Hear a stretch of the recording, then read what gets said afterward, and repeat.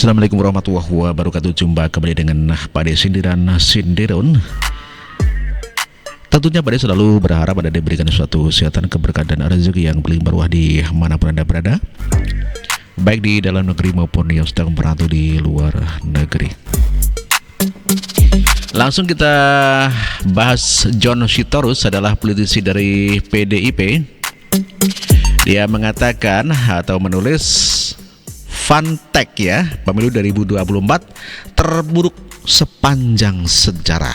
Jadi ini merupakan pemilu terburuk ya di sepanjang sejarah ya. Berarti sejarah tahun 55 adalah pemilu pertama dan ini adalah yang terburuk begitu ya.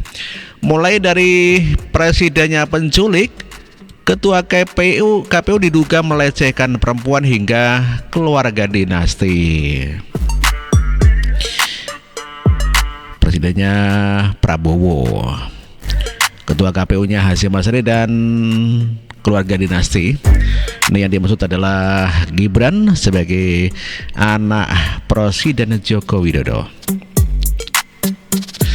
Itulah John Sitorus yang begitu sangat mengkritik keras kepada Presiden Prabowo, ketua KPU yang diduga melecehkan perempuan hingga keluarga Presiden Joko Widodo. Belum kenal dengan John Sitorus, kita lihat pada saat beliau di Lions Cup-nya ya, Karni Ilyas ya. Ketika mendengar dibacakan putusan oleh MK itu jadi ketawa, jadi timbul pertanyaan baru. Jadi sebenarnya Gibran ini anak siapa? Dan Paman Usman menikah dengan siapa? Karena tidak ditemukan oleh mahkamah hubungan antara Gibran dengan Presiden Jokowi dan Paman Usman. Itu yang kemarin menjadi pembahasan kita. Oh begitu ya, jadi menganggap kalau yang namanya nepotisme atau dinasti itu adalah keluarga begitu ya. Jabatan yang dijabat oleh Anwar Usman sebagai paman, Pak Jokowi sebagai presiden, dan Gibran sebagai wakil presiden itu dianggap dinasti. Padahal sebetulnya kalau dipilih rakyat, kalau misalnya rakyat tidak menyukai, tidak setuju, walaupun dikatakan ini adalah dinasti dan adalah nepotisme, tentu rakyat tidak akan memilih. Dengan demikian terbukti bahwa tuduhan John Sitorus kalau Pak Jokowi adalah dinasti tidaklah benar, karena masyarakat lebih percaya kepada Pak Jokowi dibandingkan dengan Deddy Sitorus. John Sitorus atau Deddy Sitorus PDI Perjuangan menuduh kalau Pak Jokowi adalah berkhianat. Tiba-tiba Pak Jokowi berkhianat, yes. Ya, berkhianat langsung partainya. menyebutnya berkhianat iya ya. dong. Okay. Kalau tidak memilih kader yang saudaranya sendiri sepat, itu kan berkhianat. Apa dong namanya kalau bukan khianat? Langsung gitu. Ya kan? Siap dengan Ya. resiko itu. Oh, sangat Saya- siap. Dengar saya dulu, dari tadi kau udah ngomong Bergantian. Bung. Jadi kalau ditanya apakah PDI Perjuangan siap? Kemarin aja gubernur begitu istrinya ya langsung selesai. Istrinya, Dan kalau ya. kita juga menemukan misalnya bahwa ada ya fakta-fakta yang nyata dan tidak bisa dibantah, ya. Kalau sekarang yang kita tahu kan janji-janji nih, Iya. rayuan-rayuan, gombal dan segala macam ya. Tetapi kan kalau itu sudah real, tentu partai akan mengambil sikap dong. Begitu ya. Dan saya kira rakyat juga akan mengambil sikap bagaimana menilai pemimpin. Itulah John Sitorus atau Deddy Sitorus, politisi PDIP, kelihatannya marah betul dan menganggap Pak Jokowi adalah berkhianat. Setelah mengatakan Pak Jokowi adalah berkhianat, John Sitorus juga menulis di caption Twitternya bahwa melanggar konstitusi sudah, melanggar aturan debat sudah, melanggar netralitas aparat sudah, melanggar integritas sebagai pejabat sudah. Sekarang pakai beras bulog untuk kampanye juga.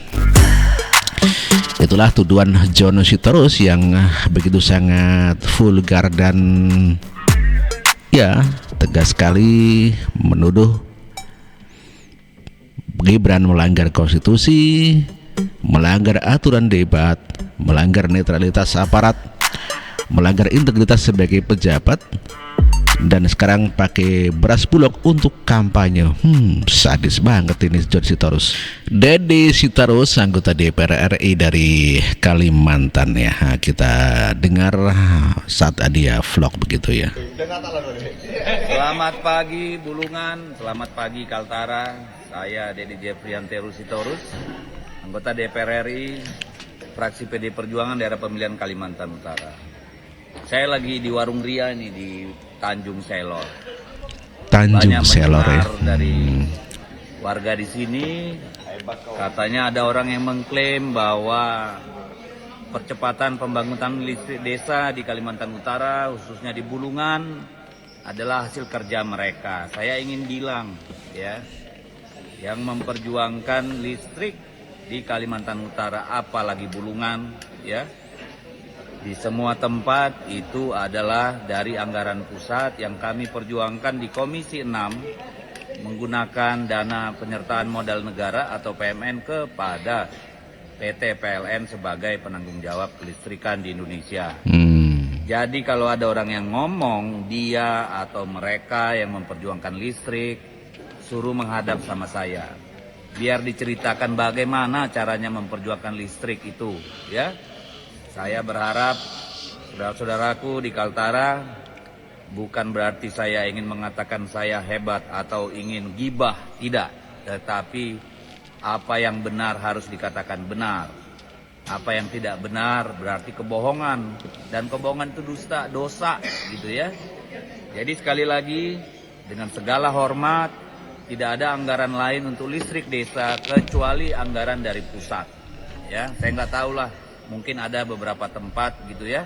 Tapi kalau yang namanya listrik desa itu pasti anggaran dari pusat yang kami perjuangkan. Waktu saya masuk Kaltara hanya 29,6% rasio desa berlistrik dan tahun ini sudah mencapai 84%. Dan itu perjuangan kita yang cukup keras di tingkat nasional, oke? Jadi mohon jangan dengarkan dusta yang hanya untuk keinginan sesaat. Tetap percaya bahwa kita berjuang untuk rakyat. Merdeka. Itulah John Sitorus yang mengatakan bahwa atas perjuangannya listrik desa di Kalimantan Utara bisa ya terrealisasi yang sebelumnya hanya 38% begitu ya Mas Bro ya. Deddy Sitorus mendukung dari kampus ya, aktivis kampus untuk menggugat kepemimpinan Presiden Joko Widodo. Ramai-ramai orang waras dan punya nurani bersuara. Suara datang dari kampus-kampus, para guru besar, profesor, datang dari budayawan, dari mahasiswa, untuk mengungkapkan, memberikan gugatan pada perilaku politik Jokowi yang menghalalkan segala cara, menggunakan semua kekuasaannya untuk memenangkan dinastinya dengan cara tidak wajar. Memang berlebihan sih Jokowi, lupa kalau dia presiden bukan raja. Tapi itulah ternyata calon yang dulu kita dukung karena kita kira berasal dari rakyat, ternyata juga jatuh dalam jebakan hitam kekuasaan dengan segala narasi seolah-olah dia ingin terus membangun negeri. Yang bisa begitu cuma raja-raja, diktator-diktator. Kalau demokratis 2 periode cukup. Selebihnya itu urusan rakyat dan bangsa ini. Anda sudah diberi kesempatan 2 periode dan itu cukup. Jangan maksain diri sampai maksain anak yang ngomong aja belum lurus kecuali menghafal harus jadi wakil presiden.